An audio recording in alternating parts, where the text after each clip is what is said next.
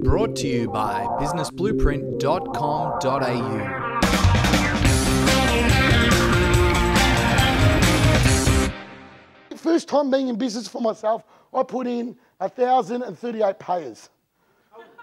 Not including all the girls that I let in through the back door that I was trying to impress.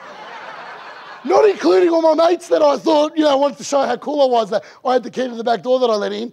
1,038 payers, the walls and the roof was sweating, right? Sweating. But these kids loved it.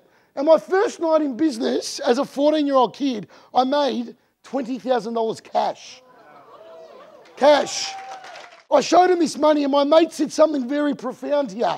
And I want you to hear the whole story here before you pass judgment.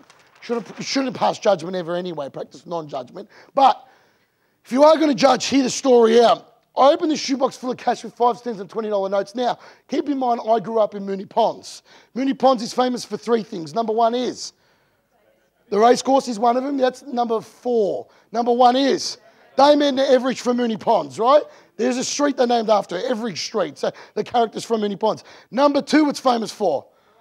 No, that's number 3, the Morellos it's famous for. But number 2, it's famous for. No.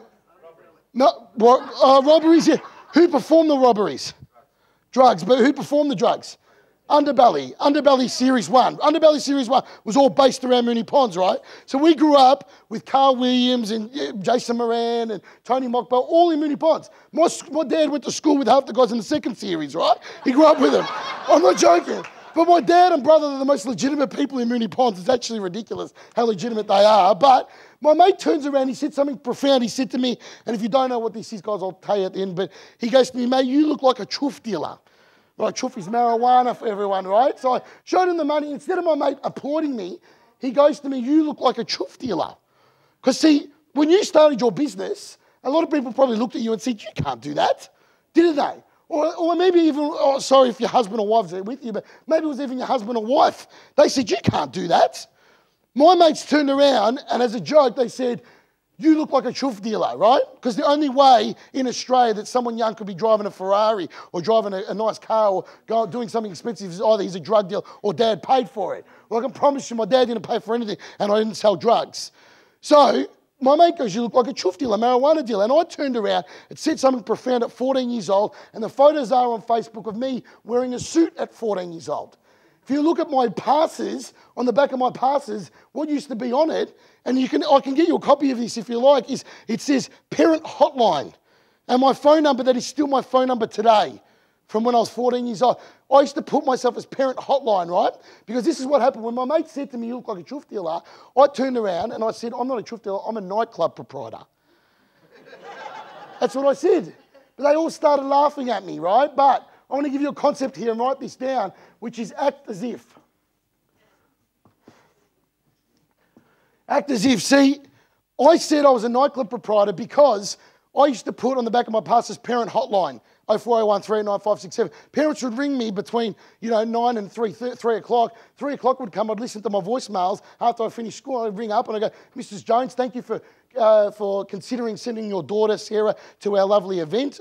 We're going to have two security guards for the first 100, 1 security guard for every 100 after that. We've got police patrols at 6, 9 and 11. And also we've got a parent pickup zone allocated.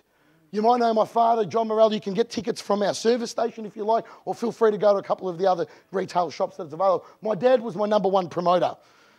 The Dead Sea was my number 1 promoter because all the families knew him and all the kids' parents knew him. So they'd go there and my dad would say, look, my son's running this event. Why don't you buy a ticket for your kids? So half the time those parents that didn't want their kids going to these events, they'd go because it was my dad that told them or it was me running the event. But see, the concept of act as if was, the fact of the matter is I had to act as if because I wasn't a businessman.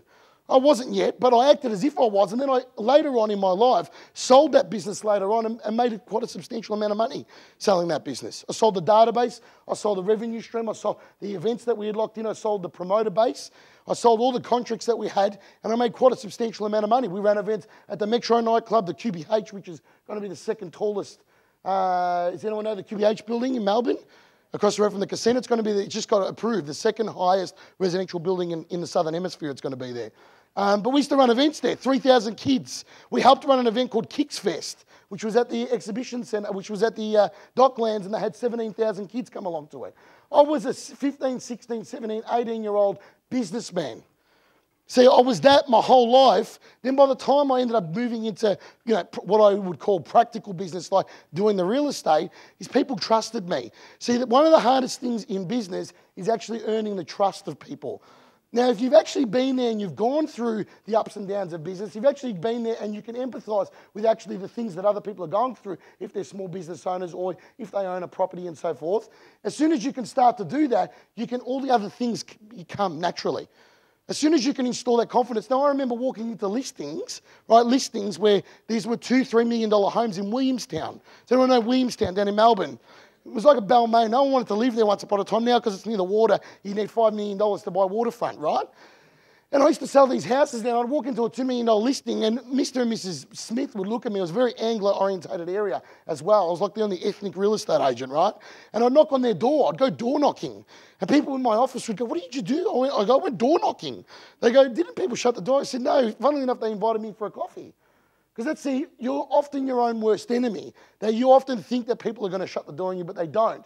And I remember walking into these $2 million listings and they would look at me and say, "Okay, well, we like you, we like your energy, but why should we go with you?" And I said, "Mr. and Mrs. Jones, or Mr. and Mrs. Smith."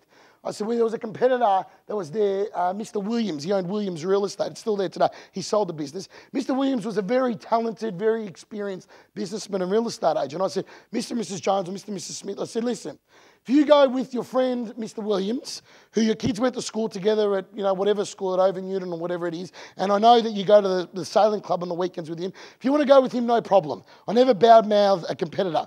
But I said, the only difference between me and him is that when my phone rings at 5:30 or 6 o'clock or 7 o'clock on a Friday night, I said, I'm going to be ringing you, telling you to get the hell out of the house, go down to Tukayaki on Ferguson Street where I'll shout you some sushi. I'll go take these people through the house, and we've got the open for inspection on the Saturday, and I'll be sitting down with the buyers at 8:30, 9 o'clock at night on a Friday night, and I'll be saying, Mr. and Mrs. Buyer, obviously my vendors are serious to get out of the house on a Friday night. Little did they know they were enjoying some sake around the corner at Tukayaki. But I said, obviously they're serious. You obviously are serious to be here at 8 o'clock on a Friday night. Tomorrow morning we're going to have an open for inspection with 30 groups that are going to come through. We're quoting 2 to 2.2 million. How about you give me something at the top end of the range, and I'll do my best and take it to our vendors and see if we can make it a happy Friday night for everyone.